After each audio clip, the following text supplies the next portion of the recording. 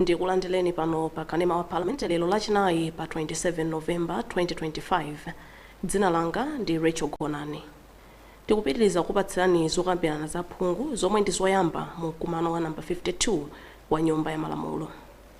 Ndondomeko yoyendetsera zokambirana za phungu nyumbayi ikuonetsa kuti lero aphungu ayamba zokambirana zawo pofunsa mafunso kupita ku maunduna osiyanasiyana, ndipo ena mwa maunduna omwe akuyembekezeka kuyankha mafunso nyumbayi ndi unduna owona za umoyo ndi ukhondo, unduna owona za mtengatenga ndi ntchito, komanso unduna wa za maphunziro, science ndi luso la makono.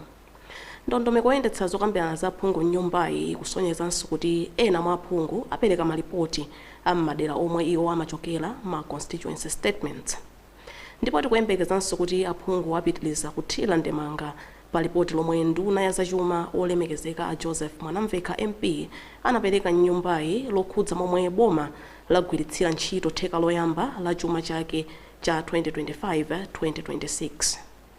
Well, in case you're just joining us, you're watching Parliament Television, and today is Thursday, the 27th of November, 2025, and we continue with our live broadcast of the first meeting of Parliament in the 52nd session.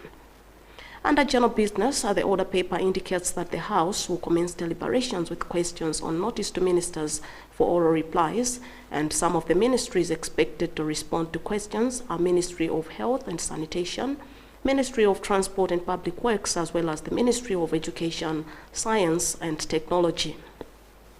Being a Thursday, it is a private members' day, and under private members' business, we expect 3 constituency statements from honorable members. The House is also expected to continue with the general debate on the mid-year budget review statement, which was delivered in the House by the Minister of Finance on Friday, the 21st of November, 2025. Stay tuned as we now cross over to the chamber for today's deliberations. My name is Rachel Gonani.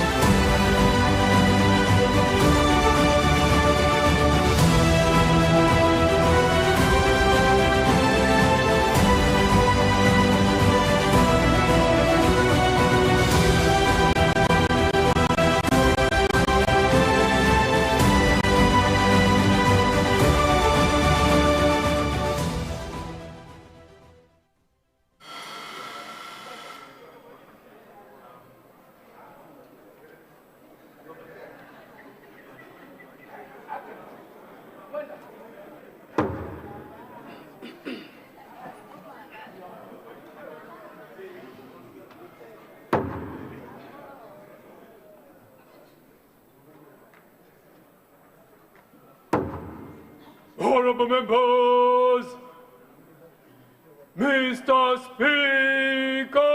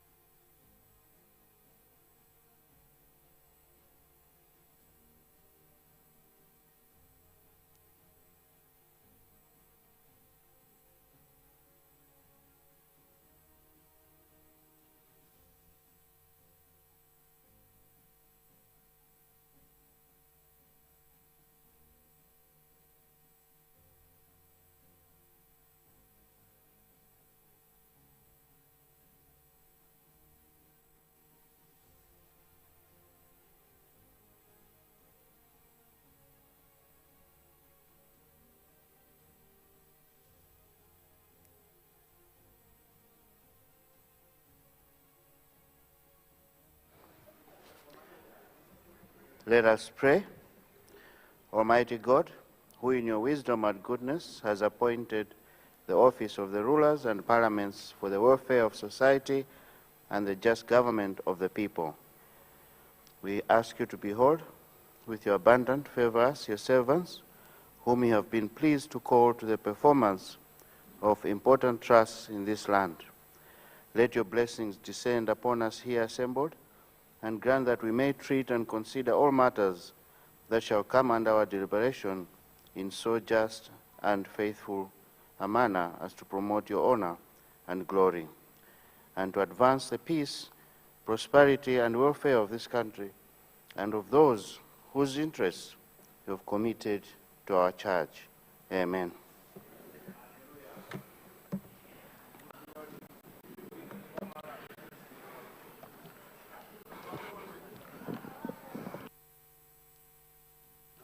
General business, communication from the chair. Good morning. As of now, I have no communication to make. Thank you. Point of order.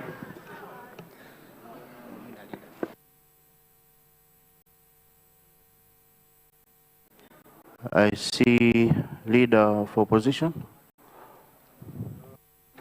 Thank you very much, Honorable Speaker. Honorable Speaker, I wanted to draw your attention because I wanted to bring an issue under Standing Order 73.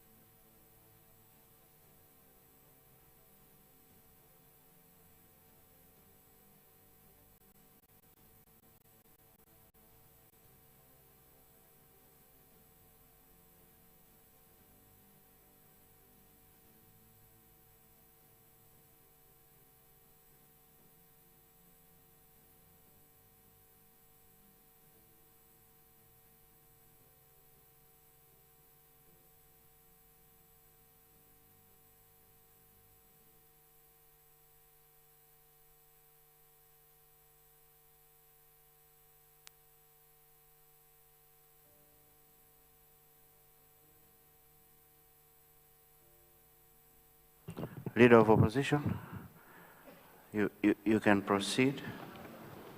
Thank you very much, Honorable Speaker. Honorable Speaker, I rise in this House because of issues of national importance, looking at the events that have been unfolding for the past 3 days. Honorable Speaker, I stand here today exactly 71 days since Malawians voted DPP into power, hoping that things gonna change, only to realize that we've returned to political terror and police brutality. The question in mind, Honorable Speaker, is what has been happening to the house of the former president, which has been raided. We understand there might be issues, and there might also be legal procedures that would be followed. But of great concern, Your Excellency, your right, Honorable Speaker, is the way the House has been raided. Mr. Speaker, sir, 3 consecutive days, the private residence of the former president have been getting police officers without necessarily explaining why they are there. Mr. Speaker, sir, I would like to draw attention of the House that the power to govern is borrowed from Malawians from Section 5, 6, and 7 of our Constitution, and it has got conditionalities attached. And as politicians, we all know what those conditionalities could be, and when these powers are used and utilized wrongly to inflict pain on the very Malawians, Malawians withdraw it silently through the ballot. I would like to remind this House that my dear brother, Honorable MP for Cholo Cento, whilst sitting on this side, once advised us that if you wrongly use power, Malawians would actually withdraw the power. Today, it is us... Honorable Leader of Opposition, I want to draw you to your standing order, which you used. I'm sure we are all on the same standing order. Honorable Leader of Opposition, I will not allow you to proceed with that matter. 1, you were supposed to seek prior leave from my office, which you did not. 2, you are bringing a controversial matter, which according to that standing order does not allow. 3, I understand there's a search warrant, and that now rests in the hands of the courts. We can't be discussing here issues that are in court. That's my ruling on that one. Thank you. Point of order. Point of order. Thank you. Your constituency? Lilongwe Sinja South constituency. Right. Lilongwe City South. What's gone out of order?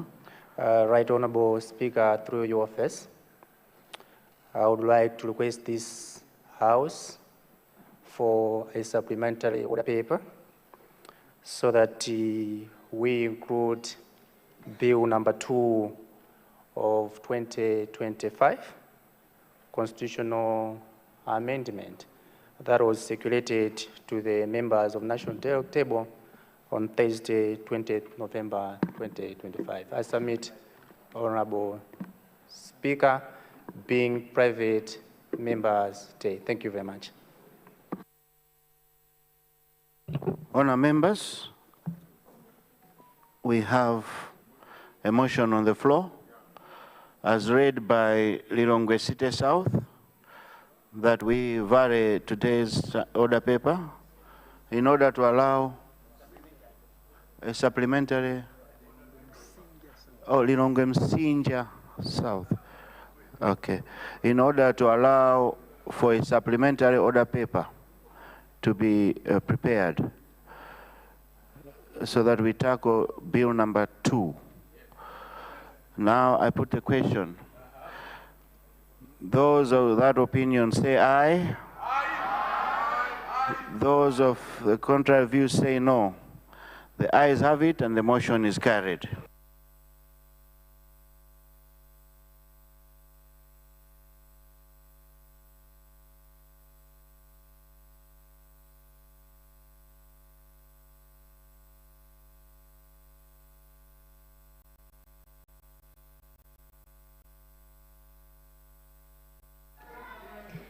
General business.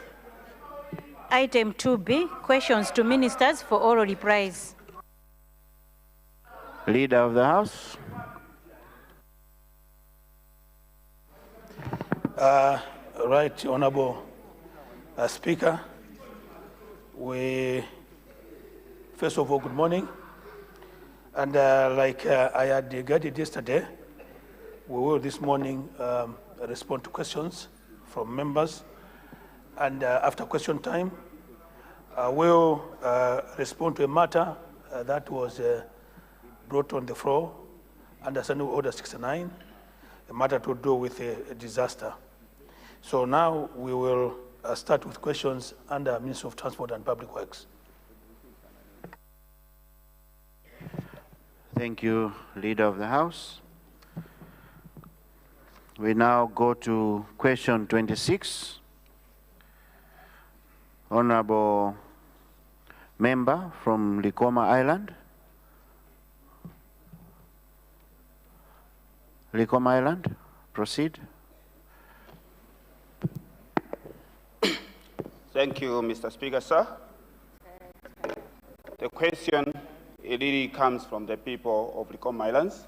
And just a brief, maybe some of the issues been responded to during the ministerial statement, but there are still some parts of the question which are still relevant, and they are still infringing on us, the people of Likoma Islands, especially the issue of the jet. We, people of Likoma, really need an urgent attention to that matter so that we can feel safe. Even our visitors, the tourists, can feel safe. At the moment, it's really a big death trap.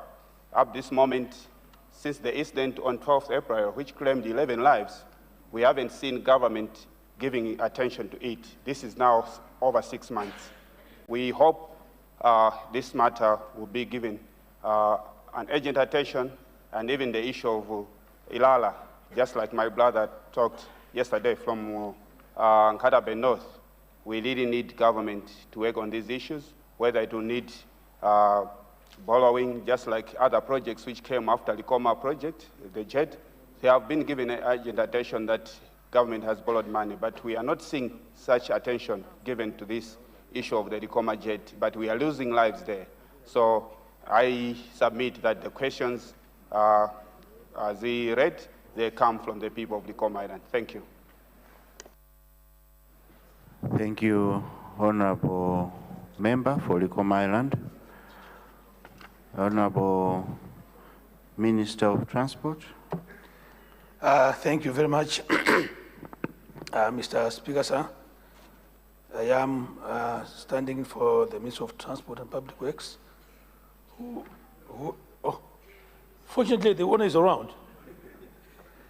I didn't know that he had reported, so let me hand over the questions to the Right Minister to address them. Thank you very much. I was also wondering. Thank you so much, Leader.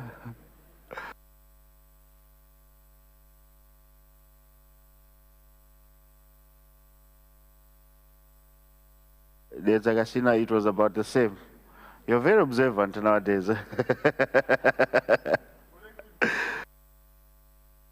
Minister of Transport.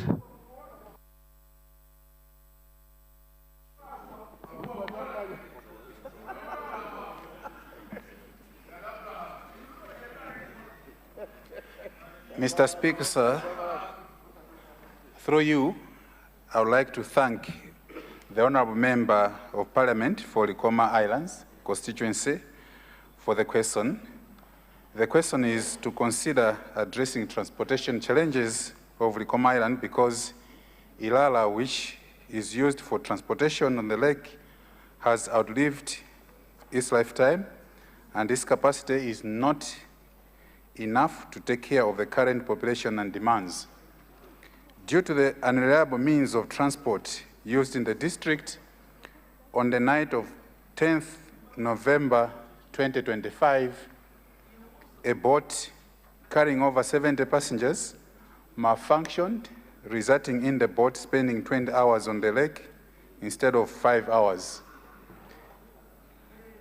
The Honourable Member would like to ask the Ministry to consider reintroducing the MV Chilembwe to work together with Ilala and create other alternatives of travel for the people of Likoma district.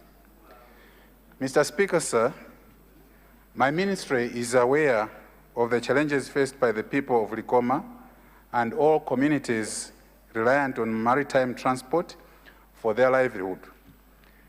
My ministry is also aware of the incident on the night of 10th November 2025. All measures are being put in place to avoid the recurrence of similar incidences.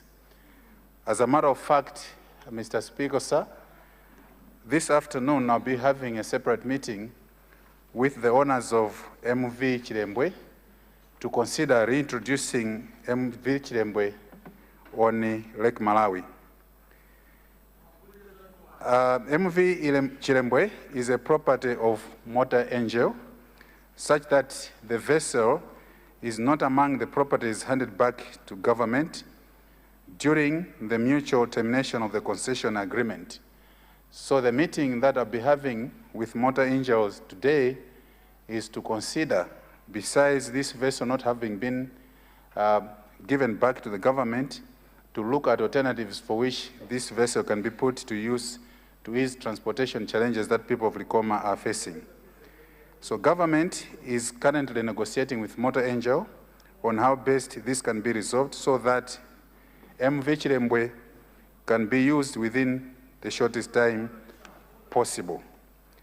Motor Angel, Mr. Speaker, sir, offered government to buy MV Chilembwe. However, it should be noted that Chilembwe is not a passenger ship. It is a crew supplier with capacity of 100 crew, with no space for passengers, and their carry-on cargo. The ship is not ideal for Lake Malawi traffic. So far, government has declined the offer on the basis that Chilembwe is not a passenger ship. So for optimal value for money, an ideal passenger ship will be procured as MV Ilala replacement. Mr. Speaker, sir, in addition, two smaller passenger ships the size of MV Chambo are being considered for procurement to operate on the Nkata Bay, Chizumulu and Likoma, Nkotagota and Mankibe Makanjira Senga Bay routes as stipulated in the National Transport Master Plan. The operational cost of Chilembwe is very high. As such, passengers are expected to pay very high fares as compared to the current fares on MV Ilala. I thank you very much, Mr. Speaker, sir. And the second question, Mr. Speaker, sir, is to provide information on when government will complete Likoma Jete to avoid losing more lives, such as the 11 lives that were lost on the 12th of April 2025. Mr. Speaker, sir, through you, I would like to once again thank the Honourable Member from Likoma Islands constituency for the question. Mr. Speaker, sir, I would like to inform the people of Likoma Island and indeed the country at large that Likoma Port project currently stands at 90% completion. This project, Mr. Speaker, sir, remains a top priority for the government. The contractor requires an additional $5 billion for the completion of the remaining works. Mr. Speaker, sir, in the current 2025-2026 financial year budget, only $2 billion was allocated, from which the contractor has already been paid $1.850 billion. My ministry has engaged Minister of Finance, particularly Treasury, for additional funding so that the contractor goes back to the site to complete the remaining works. Mr. Speaker, sir, the projected period of completion for this project will be determined once the contractor goes back on site to resume works. I submit, Mr. Speaker, sir. Thank you very much. Thank you, Honorable Minister of Transport. Indeed, Minister of Transport, this Ilala is a time bomb. Let us all together in here work towards acquiring a new ship for our lake. I see. Point of order. Point of order from Sitengwenya. Lilongwe. Sitengwenya. Site. Proceed. Right, Honorable Speaker. The Honorable, what is out of order is the insinuation that the Honorable Member from Likoma made, that we borrowed money to buy a ship. That is not the case, and I think the Minister of Transport, if he checks his records, he will know that we never borrowed any money. What happened was that the President, on his trip to Germany, he engaged ship builders that had shown interest to help us with a ship. And he was in negotiation with those people. A team came from Germany just this last June to meet with the Minister of Transport and to meet with the boat makers at Monkey Bay. They committed to train our people that would help in assembling a ship once it arrived here. A ship is not something you go in a shop and just order and it comes. People have to conduct research, they have to study. So what I'm trying to communicate to you, Right Honorable Speaker, is that the insinuation— Point of correction, Mr. Speaker. —that money was borrowed and nothing happens is not correct. Our government realized that the ship on Lake Malawi at the moment has outlived its life. It outlived its life well before 2014 when the DPP was in government. And so that's exact, and this is something that we should work together to make sure that we address this issue, not apportion blame, your Right Honorable. Point of correction, Mr. Speaker. I take Lilongwe City is Msinja. I take that as a point of correction, and there's another point of correction. Let me give the floor to Honorable Likoma. Yes. To correct what he feels was. Go ahead, Honorable Likoma. Mr. Speaker, sir, Madam might not have gotten my statement correctly. What I was saying was, just like what government has done with other projects, which came after the Likoma project was already in progress, government has borrowed money to finish the other projects. Why can't the project for Likoma Jet be prioritized just like the other projects? I did not say MCP government borrowed money. Maybe my English is different from the other ones who speak in slang, so it was not gotten. That's in order. So this is what I am saying.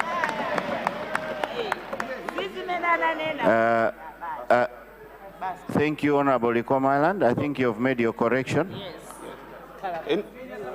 Do you have a supplementary question? Supplementary to what the minister said. I appreciate what the government is doing, but I just want to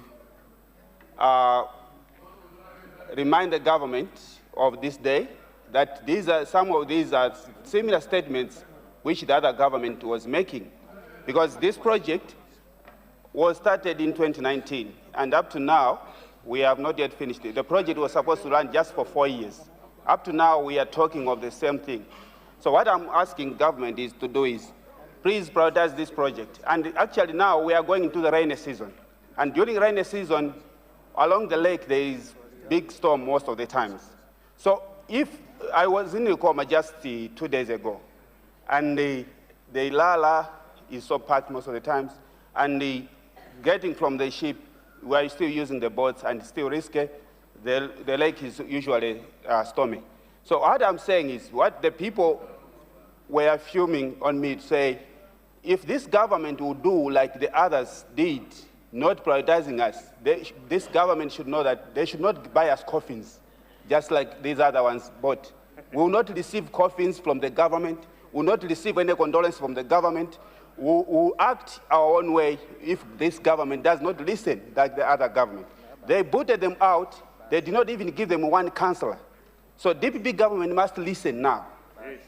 So I'm pleading with the government to do the right things, not like what the others did. Thank you so much.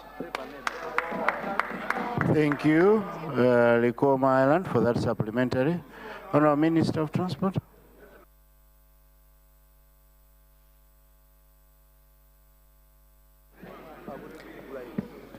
Thank you very much, Mr. Speaker, sir.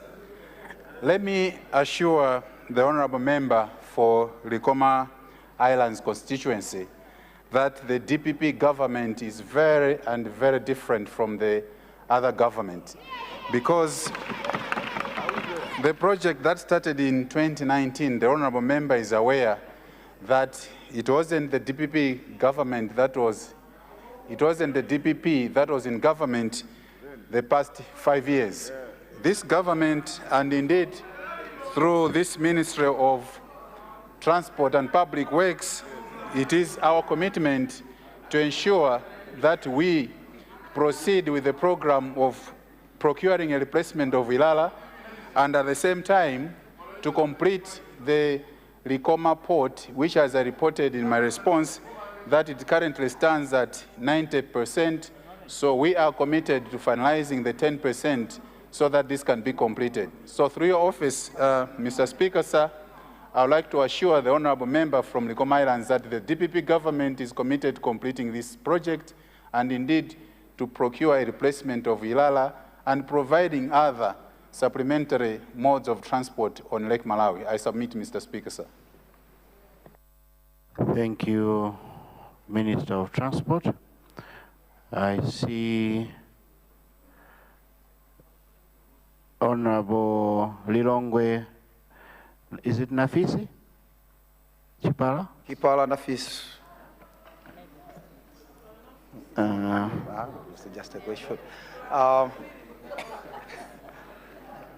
Thank you very much. Also, 1 second. I'll also take one from Salima. Central West. Salima? Central West. Central West. Okay, I'll take those two for now.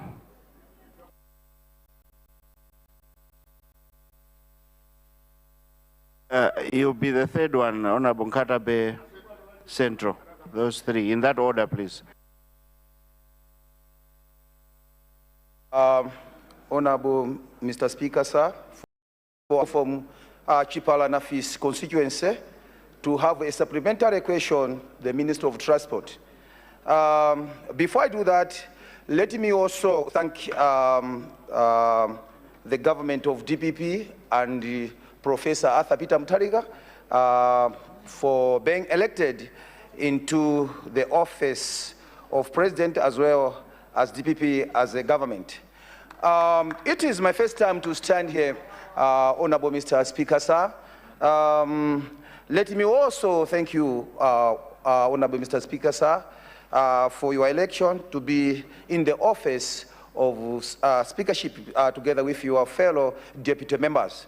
Mr. Speaker, sir, since it is my first time to stand in this August House, allow me, Mr. Speaker, sir, to have few words so that I have to appreciate, I have to thank people from Ngona Chipala Nafis constituency.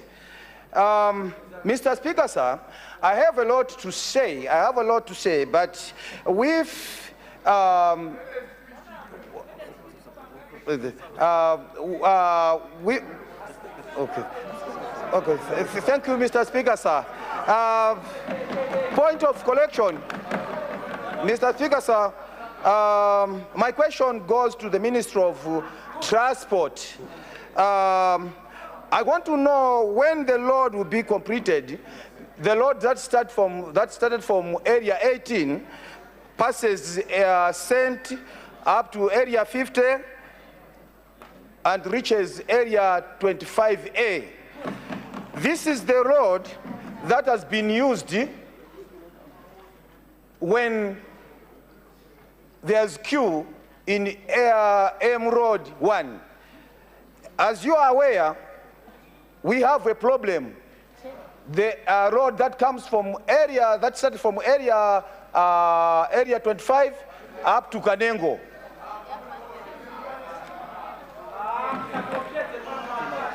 Honorable member. This road was started some months ago.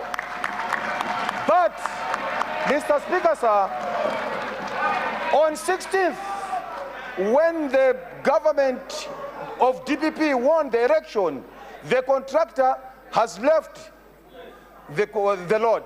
We want to know when this road will be completed, because it looks that it was a campaign.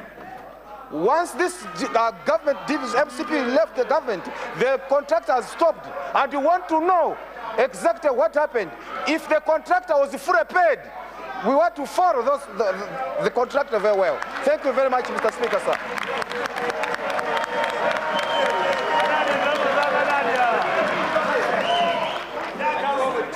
Thank you. Thank you so much, Honorable Chipala Nafisi. I'm sure order.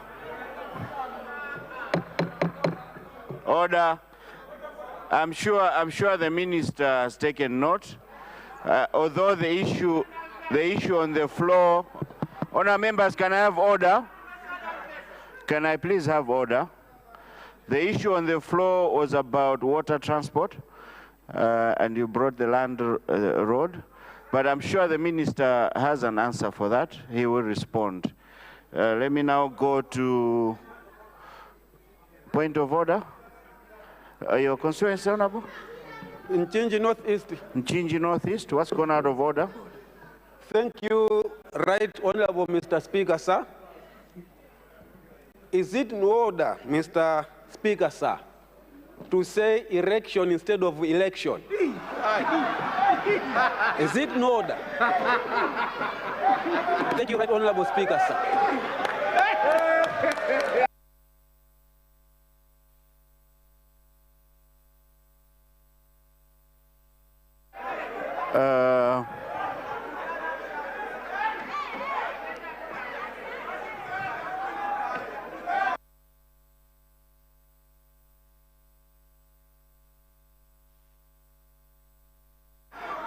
Honorable Salima, proceed.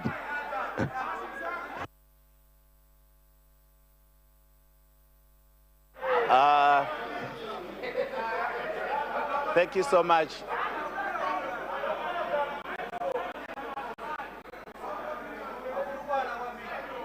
Proceed, Honorable. Thank you so much, Right Honorable Speaker, for giving chance to people of Salima Central West a chance. A chance. It's not the comparison that fellow honorable member made. This is a chance. People of Salima Central West to ask a question to the Honorable Minister of Transport.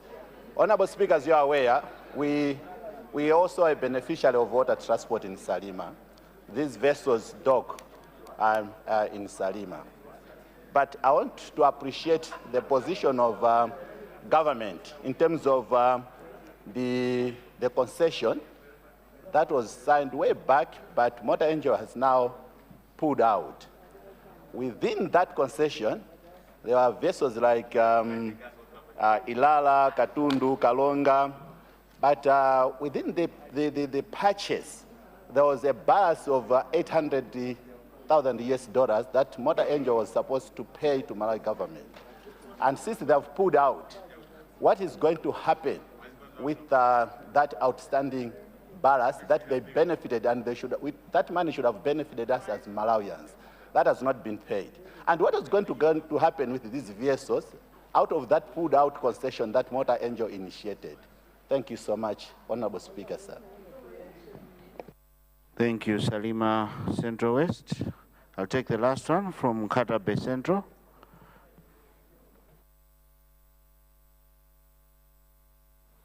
Thank you very much. Right Honorable Speaker, sir. I want to ask the Honorable Kind Minister of Transport and Public Infrastructure. The question I want to ask the Honorable Minister is, Honorable Minister, sir, as you are looking at the rehabilitation and the maintenance of Likoma and the Chizumulu Jete, can you also be kind enough to consider the rehabilitation and maintenance of Nkata Bay Port? Thank you very much, Honorable Speaker, sir. Thank you, Nkata Bay Central. Honorable Minister of Transport and Public Works.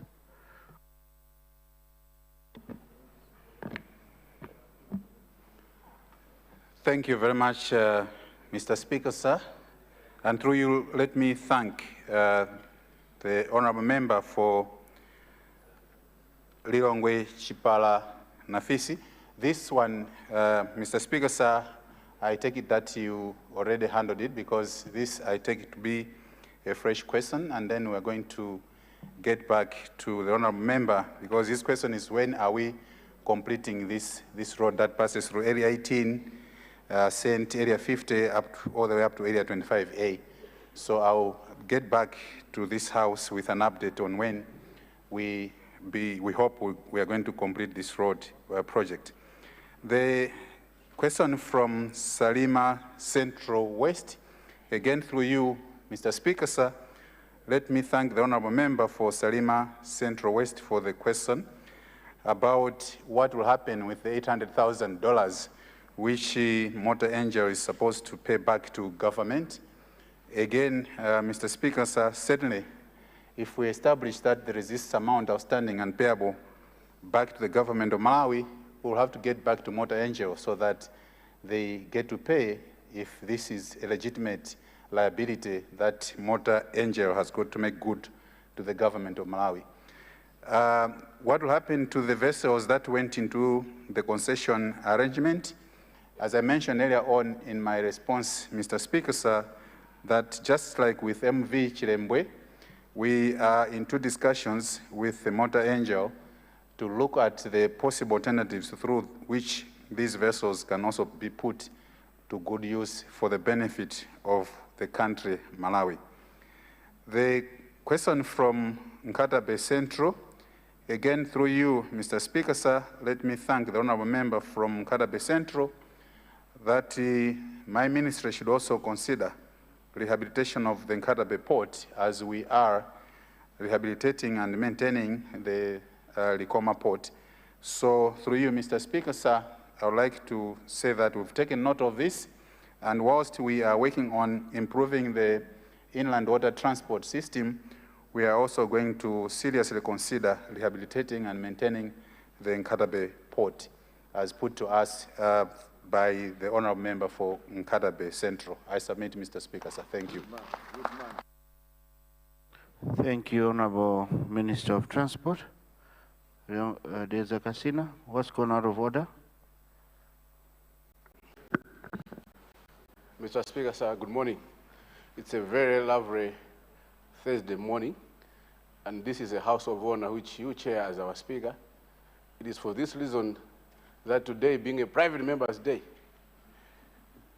we waive all standing orders to allow the House to debate the supplementary order paper which has been secreted, tackling private members' bill number 2 of 2025.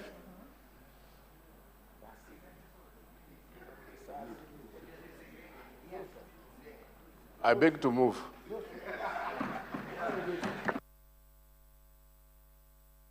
I had not yet seen the revised.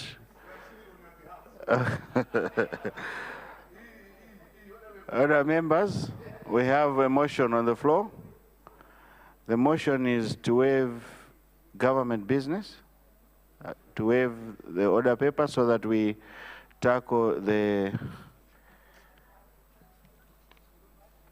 revised order paper in order to tackle bill number 2. I now put a question. Those of that opinion say aye. Those of the contrary view say no. The ayes have it, and the motion is carried.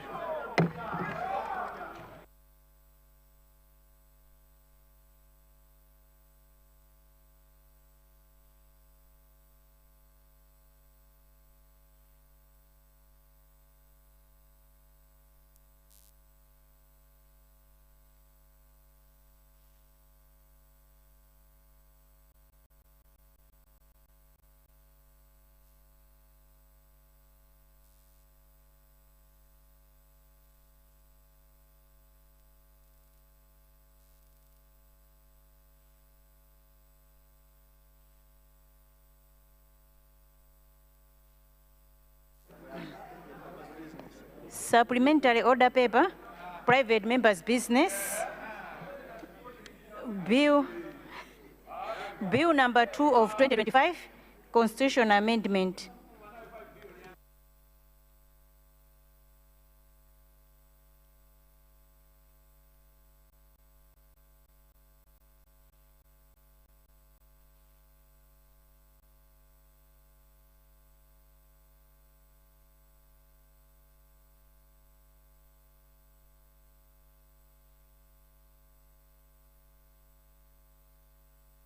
Honorable member for Nzimba South, when is second reading when? Today and now. But okay. But Mr.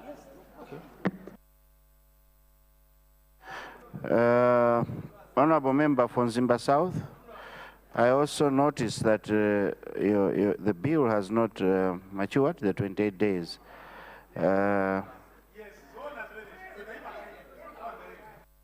Thank you so much, Mr. Speaker, for that guidance. I beg to move that the notice period for secretion of bill number 2 of 2025 be waived in order to allow the House to consider this bill because of its urgency.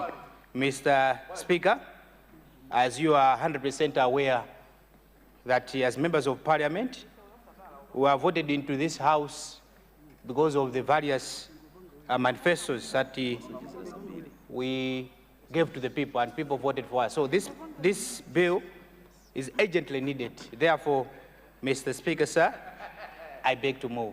Thank you. Thank you, Nzimba South. Honourable members, we have a motion on the floor, and the motion is to waive the notice period in order for the House to consider discussing bill number 2. I now put the question. Those of that opinion say aye. Those of the contrary view say no. The ayes have it, and the motion is carried.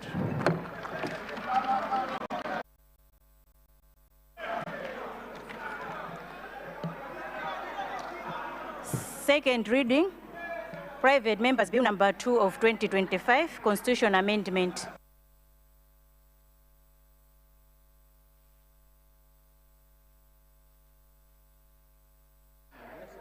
Honorable Nzimba South, you may proceed.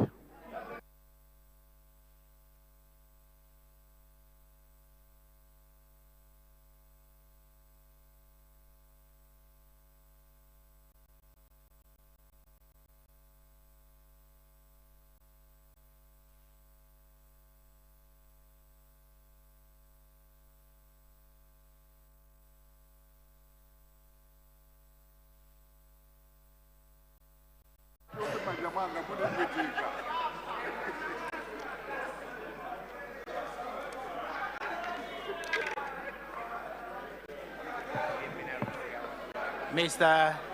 Speaker, sir, on behalf of the people of Mzimba South, TM Zuguzugu, TM Zigola, I bring on the floor a landmark piece of legislation which will bring the basis for the clear legal framework, stronger audit mechanism, and citizen-driven monitoring tools to enhance transparency, effectiveness, and sustainability of the Constituency Development Fund.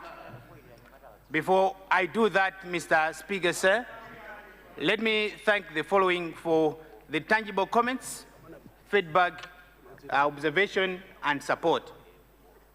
Firstly, let me recognize your office, Mr. Speaker, sir, and the clerks who have demonstrated a good professionalism on the matter. Secondly, let me thank the civil society organization who provided insightful arguments, even though until now I haven't received any formal written communication on the same. Members of the general public, the media, and all relevant stakeholders. Lastly, the judiciary for the court ruling which partly contributed to this piece of legislation which I'm now bringing in this House today. Mr. Speaker, sir, let me clarify and emphasize an important point. Efforts to come up with this legislation for proper management of CDF have not started today. You may recall, Mr. Speaker, sir, that on 11th August 2022, this House authorized the then Honorable Dedza South, Honorable Ishmael Onani, to introduce in this House registration which would govern the CDF. It was observed that that time the lack of legal framework was affecting the management of the Constituency Development Fund. Those concerns are still valid today, Mr. Speaker, and this is why I'm bringing this bill in this House today. The need to develop a proper legal framework for CDF has been there for some time. Mr. Speaker, sir, comparative insights from other countries.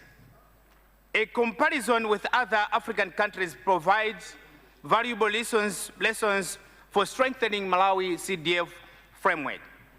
If we go in Kenya, the fund was formalized through the National Government Constituency Development Fund Act 2013, which established an independent body, provides for annual audits, and primary parliamentary oversight of the CDF.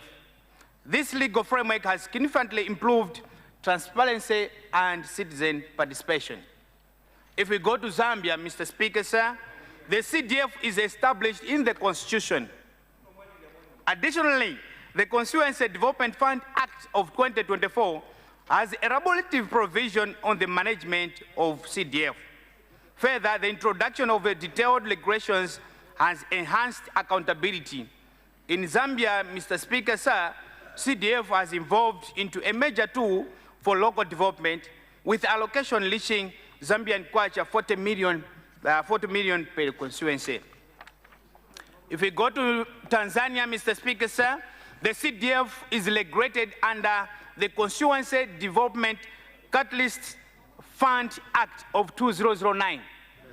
This act establishes Constituency Development Catalyst Fund and provides for the allocation and the orderly disbursement of funds. It also makes provision for proper record keeping, audits, and generally the proper management of the CDCF. Our colleagues in Namibia and Nigeria are in the process of coming up with the legislation on CDF, with bills already developed to this effect. Mr. Speaker, sir, this comparative analysis demonstrates that there is a merit in having a proper legal framework regulating CDF. It also highlights the need for Malawi to develop its own legislation concerning CDF. This Constitution Amendment Bill, therefore, proposes the insertion of a new chapter, XIVA, in the Constitution, which will provide for the following 4 things. Firstly, Mr. Speaker, sir, the establishment of the Constituency Development Fund. Secondly, the purpose of the fund. Thirdly, the governance of the fund. Fourthly, the guiding principles for governance, management, and utilization of the fund. Mr. Speaker, sir, this fund will be used to finance implementation of community projects and payment of administrative and other expenses. An important feature of this bill, Mr. Speaker, sir, are the guiding principles concerning the management of the CDF.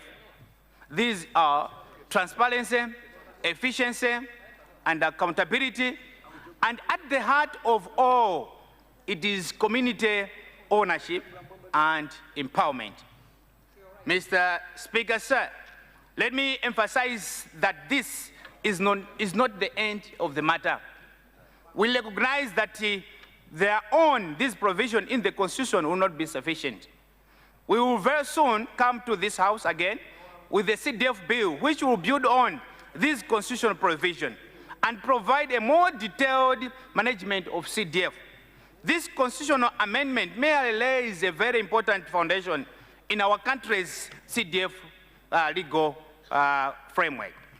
I wish to stress, Mr. Speaker, sir, that during the period in which we will be processing CDF bill, I, in collaboration with the Legal Affairs Committee, will make thorough consultation on this bill with all relevant stakeholders in the country. This will ensure that the views from these key stakeholders are incorporated in the draft bill before it is brought in this August House for consideration and adoption. Mr. Speaker, sir, may I therefore appeal to all stakeholders, especially those who vested interest in this matter, to hold on their patience to the time the consultation will be undertaken.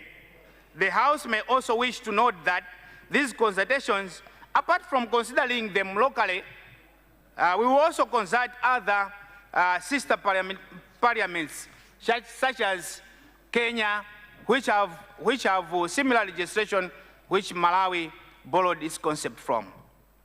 Mr. Speaker, sir, may I therefore appeal to all honorable members of parliament to support this bill and the other supporting bills which will come thereafter.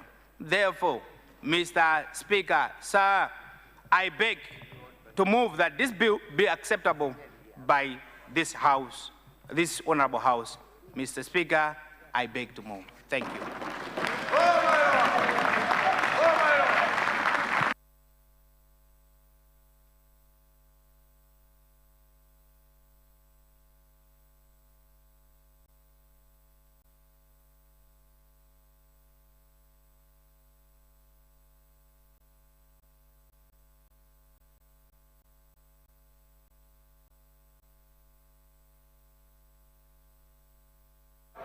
Thank you very much, Mzimba South. Let's take our seats.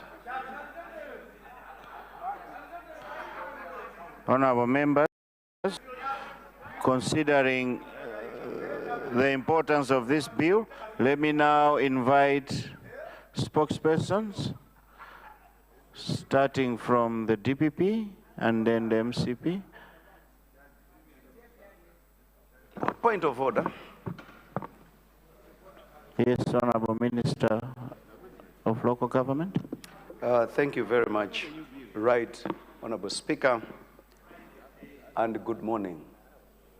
Today is Private Members' Day, and that honorable members are free to bring whatever business they have, and I don't intend in any way around to step on their toes. But just to highlight, as they debate and discuss the bill, that this borders around the Constitution of the Republic of Malawi. Not only that, but the CDF, the end of F, are funds, which is money, taxpayers' money. I therefore wanted to check if we, by the end of the day, the mover would love the Legal Affairs Committee to really get down so that it is fine-tuned properly to align itself in a manner that it has to appear. I wanted just to check at what stage would probably the Legal Affairs Committee come in to present their own. I submit.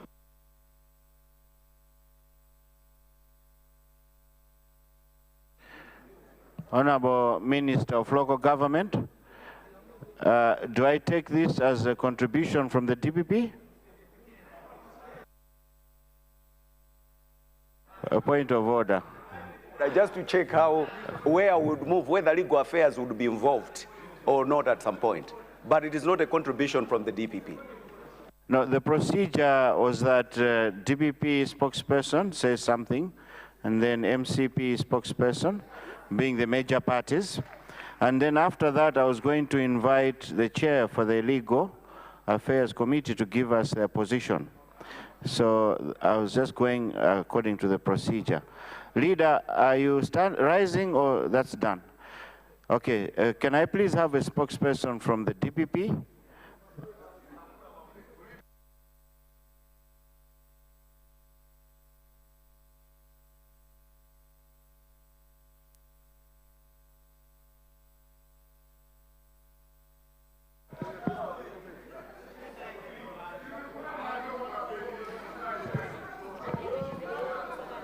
Right, Honorable I see Zomba City North. Thank you, Right Honorable Speaker. It's a point of order. It's a point of order. Doa South? Doa East. Doa East, sorry. Yes, what's going out of order? Good morning, Right Honorable. This is a bill, and therefore it may please the front bench, the ministers, to respond other than the member. If it's a bill, maybe for it to get the decorum of a bill, I know there's nothing written, but there's no way the Minister of Local Government would run away from a bill that talks about local government. Thank you, Right Honorable Speaker. Thank you, Doa East. I see no problem since it's, Honorable Zomba City North has been delegated and he is talking on behalf of the DPP. I see no problem on that one. Zomba City North, you may proceed.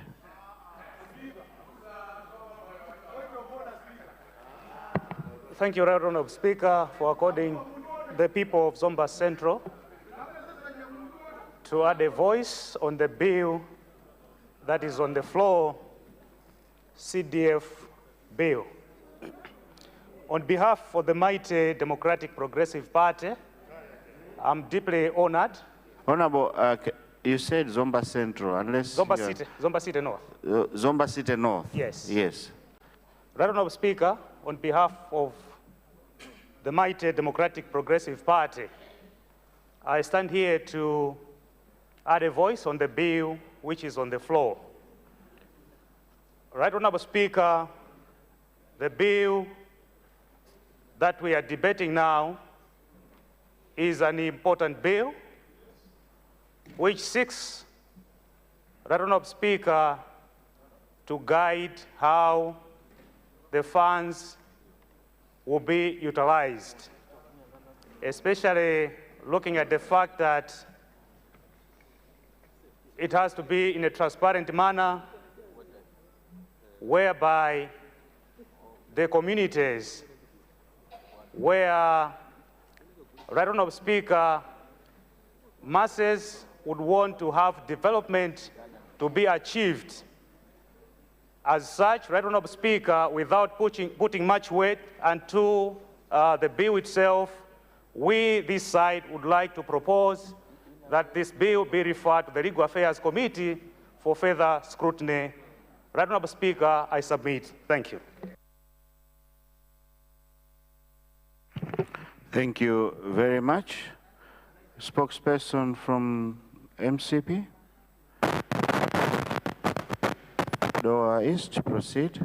Check with your mic first. Thank you. Right Honorable, thank you. And first of all, let me thank the leadership from this side to allow me to respond to this important bill.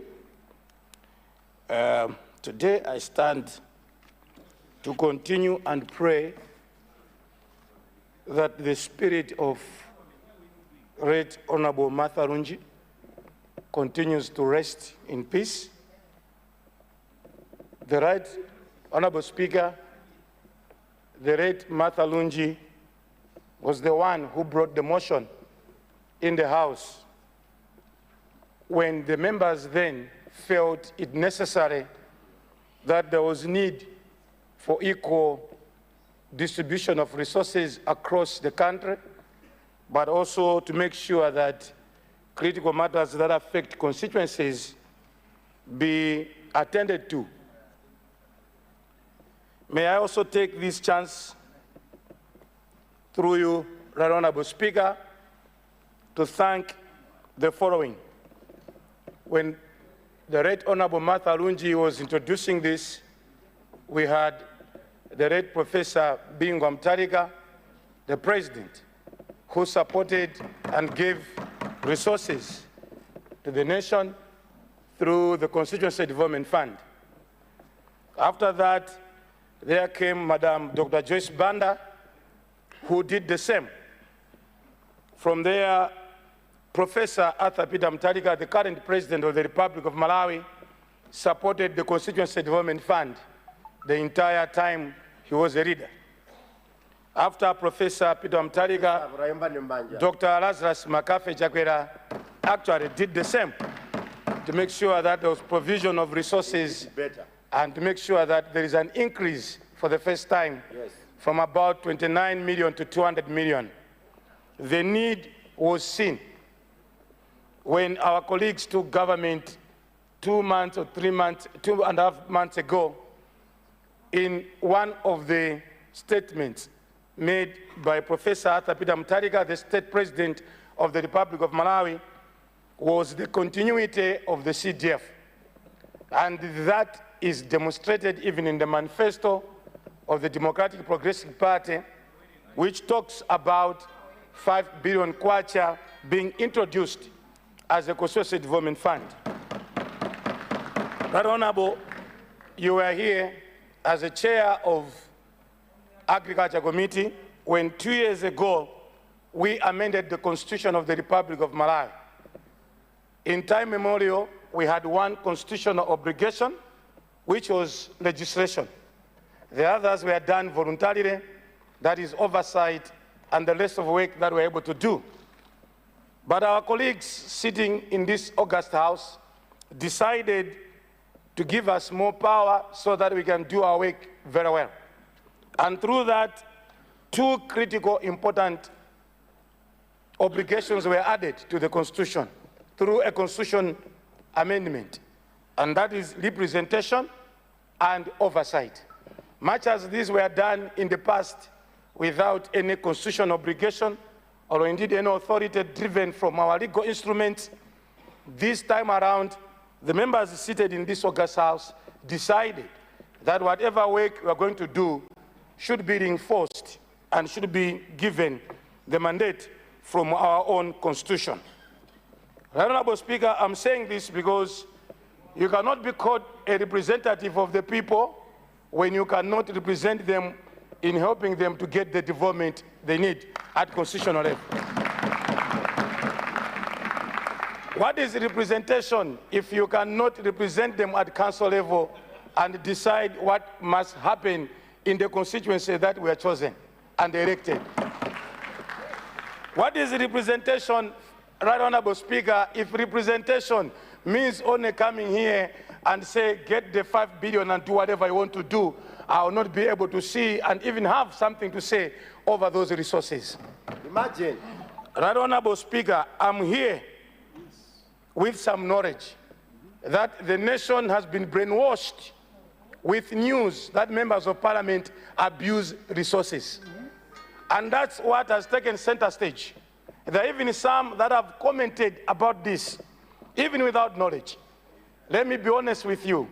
If resources have been abused in the country, it's not only through CDF alone. Even the district development fund, even local development fund, even all other resources in the country. It is not only the constituency development fund.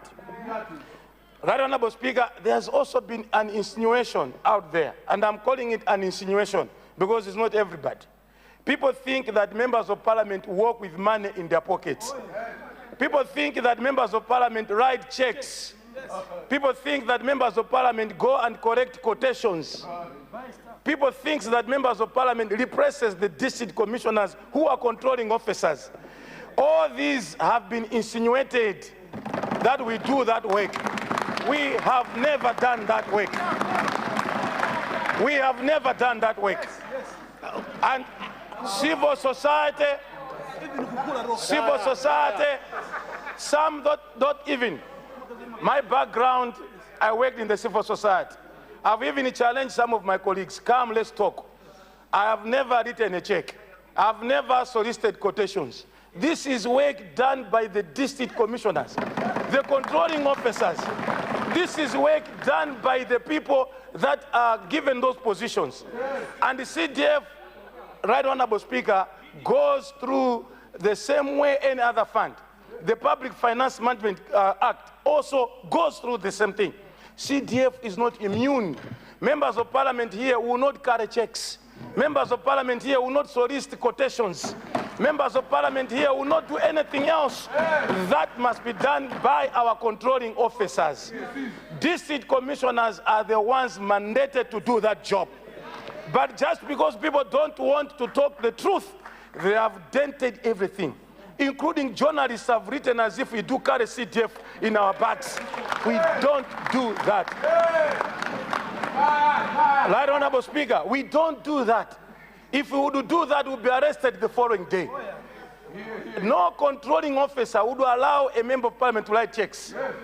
And I've even heard others saying, CDF with Manjama MP. No, that's not true. The real thing that we want, and I want to say it, and I'm not ashamed, you can write anything about it, I will not change. The real thing we want is anything that happens in my constituency. The people of Doha East elected me as their member. I need to know what is happening in my constituency. I need to know what is happening in my constituency. I need to know what is happening in my constituency.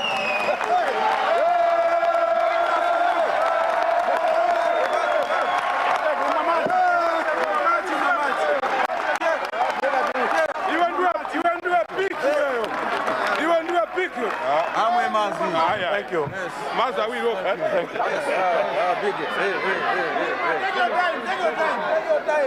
Right Honorable. Right Honorable. Let me talk to the civil society organizations. I don't want to write checks. I don't want to take quotations. I don't want to manage CDF like management. What I want to do as Doha East is to approve development works happening in my constituency. That's what I want to do. And the people that elected me, 25,669, I told them that we are going to do this, we are going to do this. Members of parliament are members of the ADC. The people will still decide, but we have the authority now to say, you have decided this and this. As a member of parliament, I choose that there goes a hospital, there goes a bridge, there goes something. That's what we want to do. That's what I want to do.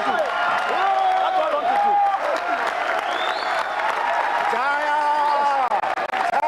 That's what I want to do.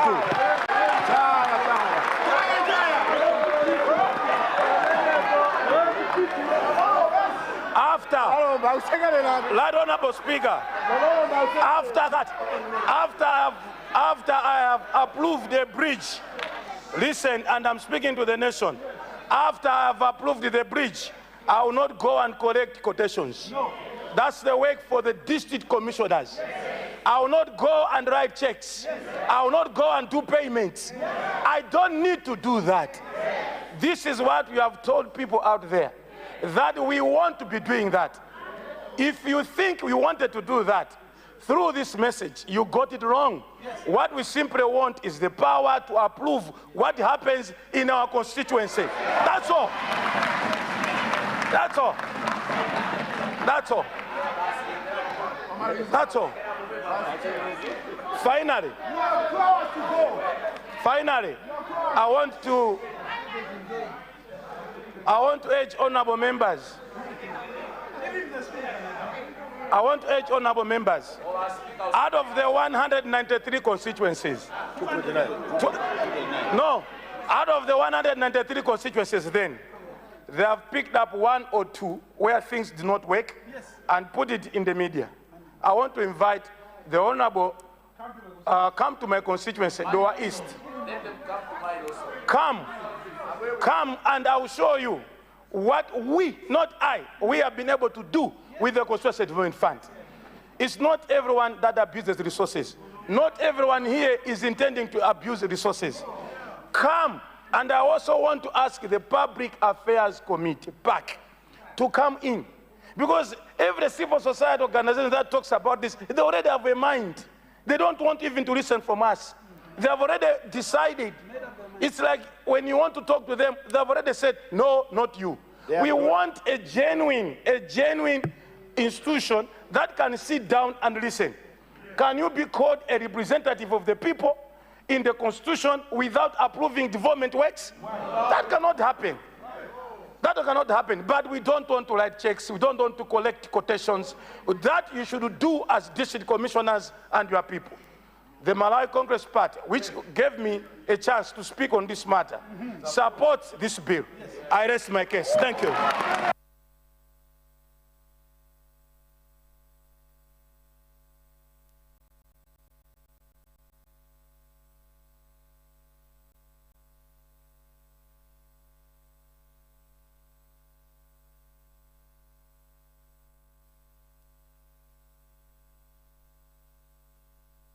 Thank you. Let's take our seats. Honourable members, there was a suggestion that came from the DPP spokesperson that the bill should first go to Legal Affairs Committee, and it is my understanding that the bill is already with the Legal Affairs Committee. I see leader. Right Honourable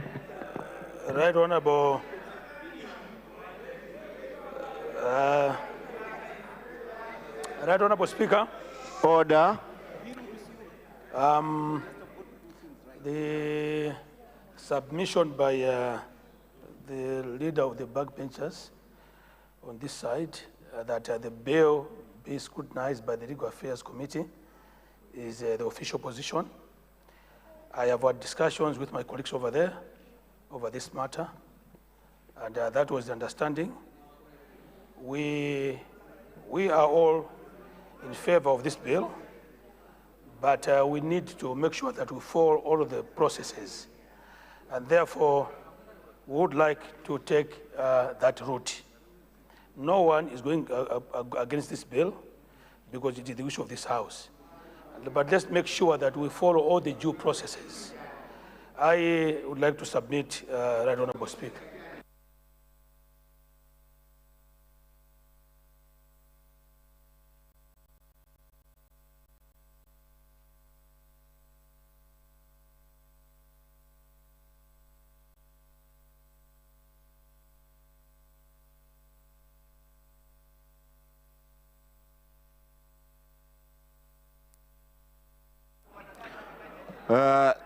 Order.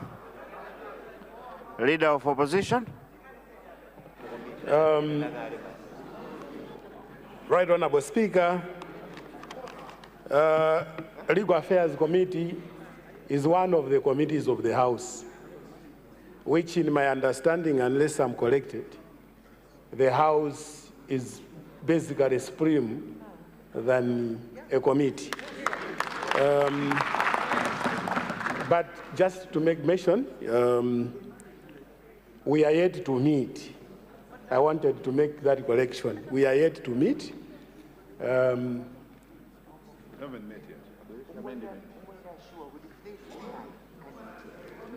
Yeah, so Right Honourable Speaker, I think I've made myself clear on this one. Yeah.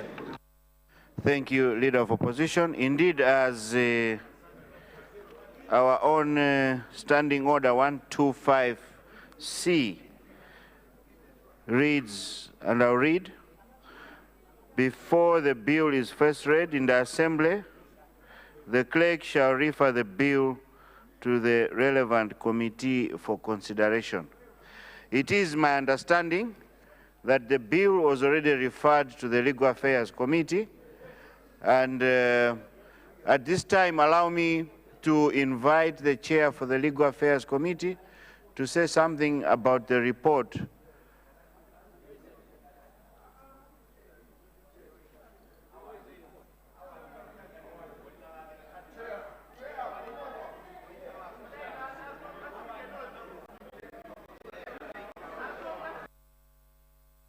The chair.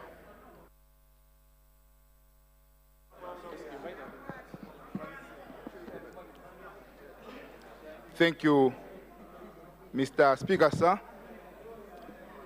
We would like to confirm to the House that the bill was referred to the Legal Affairs Committee on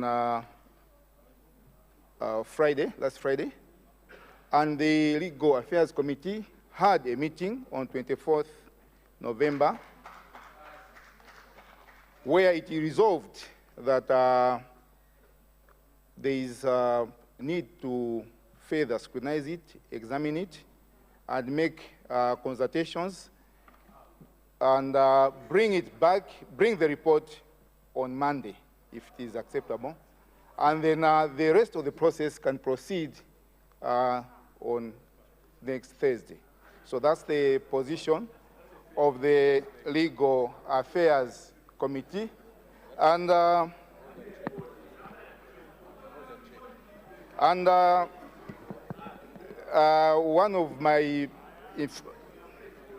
of the members, in fact, is the member of parliament that has just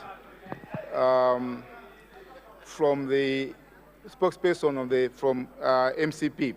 So the position is it's just this weekend. Immediately after, on Monday, the report can come and then debate it. The way the importance of this bill, it needs the scrutiny. It needs to pass through the Legal Affairs Committee. I submit. Thank you.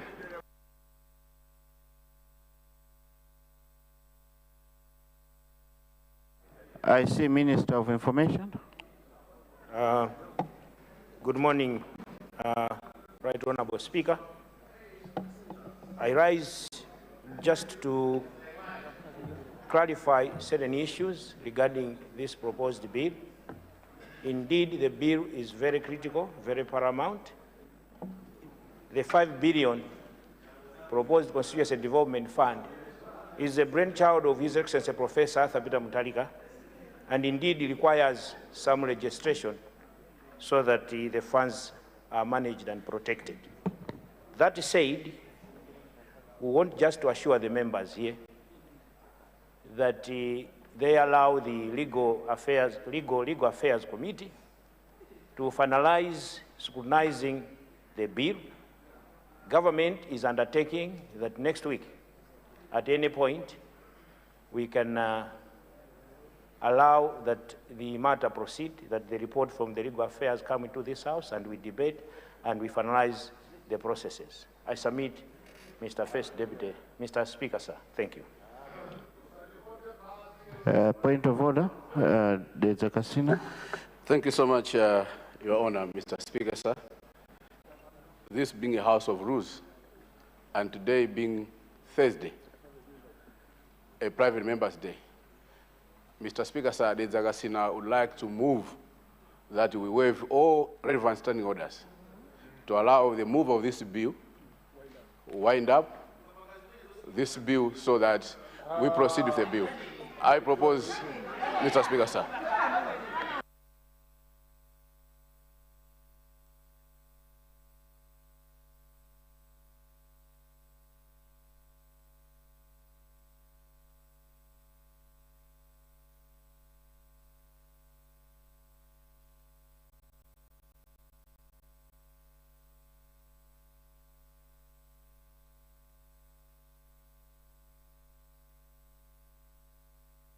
Point of order. Point of order. Point of order. Rumpi West, point of order. Mr. Speaker, sir,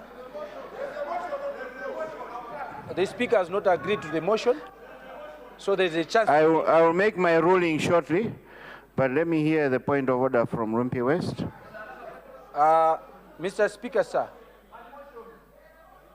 you can look at the agency of the matter. I propose that the leadership of both sides can meet for 10 minutes and agree that we proceed today. They have to meet. We have passed several monetary bills in this House without any report from a relevant committee.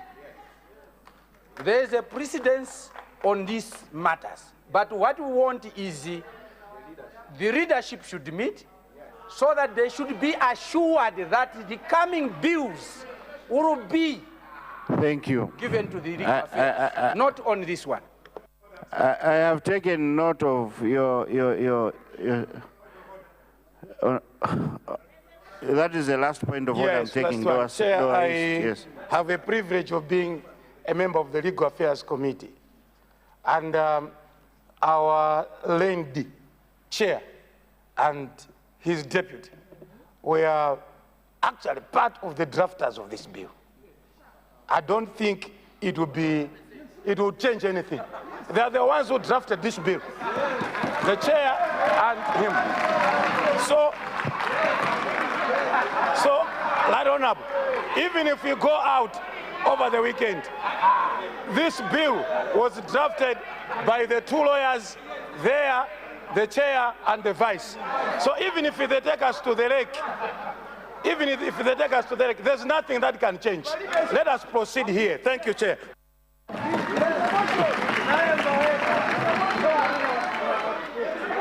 Minister of Local Government. Thank you very much, Right Honorable Speaker.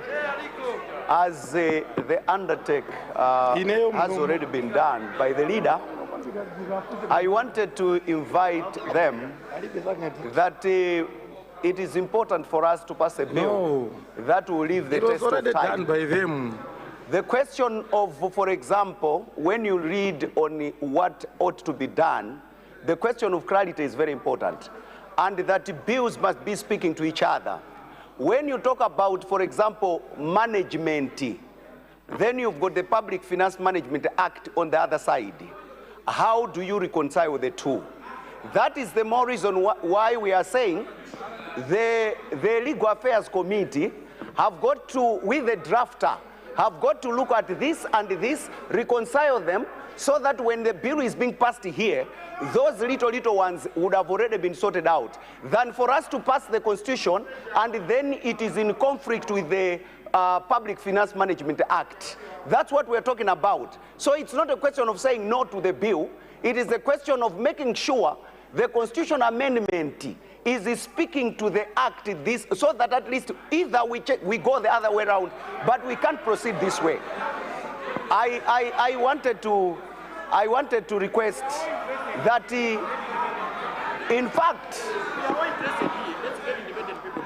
Right Honorable Speaker, in fact, my ministry officials have already been invited by the Legal Affairs Committee for such discussions.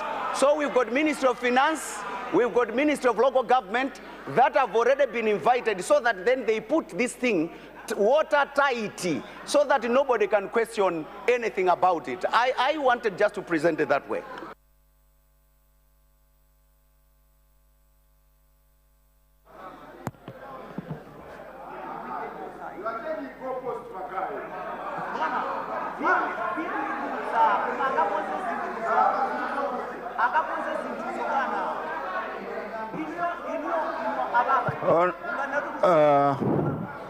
Minister of Information. I was about to make my ruling, but I'll give you. Honorable Speaker, this House is a serious House. It's a House of honor. It's a House of records.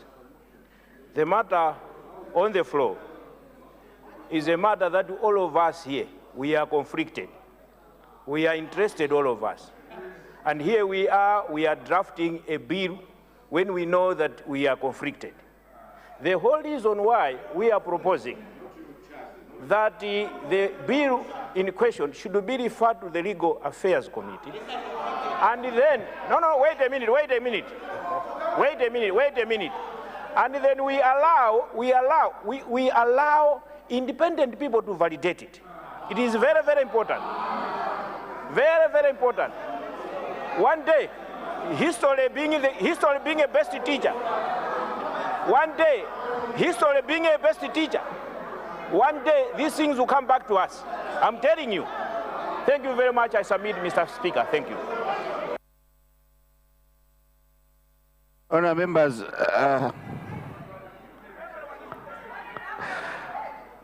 the last of the last now. I'll take your point of order. Thank you so much, Your Honour Speaker, for recognizing the people of Lilongwe Nyanja constituency to stand on a point of order. Is it in order for the Deputy Leader of the House to insinuate that all of us are conflicted and within the same line call for Legal Affairs Committee to meet, which is part of this House? Are they not conflicted? At what stage are the members of the Legal Affairs not conflicted, but the whole House is conflicted? Exactly. I would like to propose, Your Honour, the Speaker, that let us proceed. This is just a two-page. If Malawi is poor today, it is poor because of poor bias for action. We take too long to make decisions, and that has affected this great nation. Can we expedite the process of disposing this thing? He has even said that technocrats are out there. All the problems that we face as a country, one of the problems is continued engagement of experts. Politicians come and go. The whole blame rests on us. But these people who we keep on consulting, the technocrats, they are never changed. Only a few individuals are moved. Can we move as this bill? It's a two-page paper. We cannot take too long to read this thing. It's just too small a paper. We have intellectuals in this room. Let's not undermine ourselves. Let's proceed. Chair, there's already a motion on the floor. Let's proceed, Chair.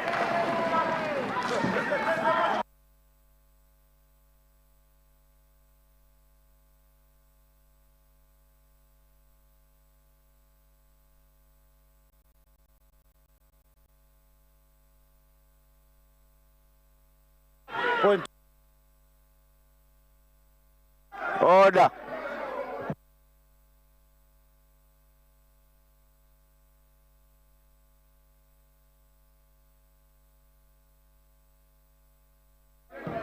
Honour members,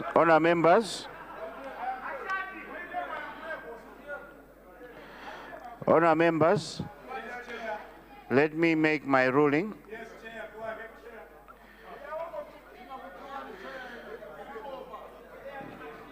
Honour members, I did allow discussions from both sides, and I was paying so much attention. I want to assure you that the Speaker as well is an MP first. I hope I make myself clear. But I'm a Speaker who's not going to allow bulldozing.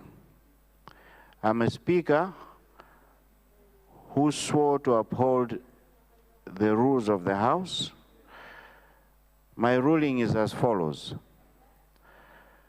Legal Affairs Committee should expedite and give us a report by Tuesday.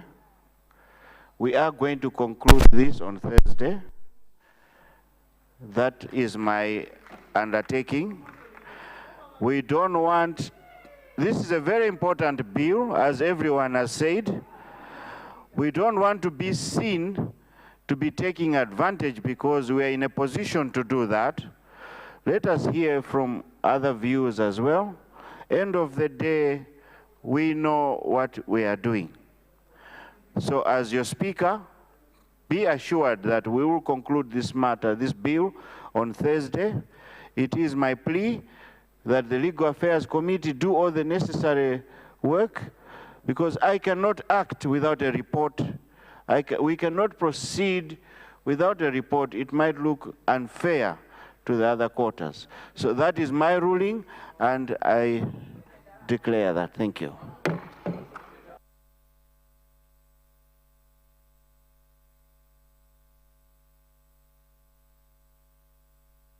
Honourable members, before we suspend for health break, I have some announcement to make. We have visitors from JEP Academy School coming from Machinga Mikoko constituency. JEP Academy, please stand. Honorable Jafari Musa, Machinga Mikoko, are you in the house?